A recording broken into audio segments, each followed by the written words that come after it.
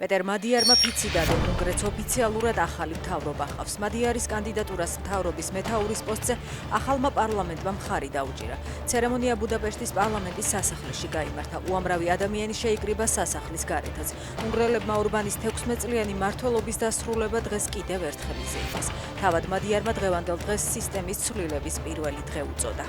უკრაინის საზღვართან ამერიკული ჯარების რაოდენობა შესაძლოა გაიზარდოს. ტრამპმა ჟურნალისტებს განუცხადა, რომ გერმანიიდან გამოსული ამერიკული სამხედრო კონტინგენტის ნაწილი შესაძლოა პოლონეთში გადაისროლოს.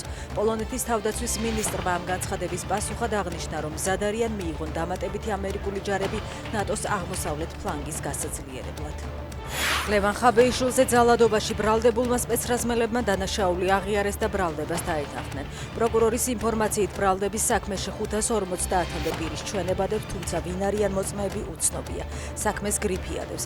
ხაბეიშვილზე როგავასა და მაისაშვილზე ძალადობაში ბრალდებულ 5-ვე სპეცრაზმელს აღკვეთის სახით დღეს პატიმრობა შეუფარდეს. ლაგოდეხის სოფელ ვარდის უბანში მასწავლებელი ქალი სანადირო თოფით დაჭრეს. დანაშაულის მოტივად წარსულში არსებული კონფლიქტი სახელდება. დაკავებულია ერთი პირი, რომელსაც ბრალს განზრახ მკვლელობის მცდელობის ფაქტზე წარუდგენენ. დანაშაული გასულ ღამეს მოხდა.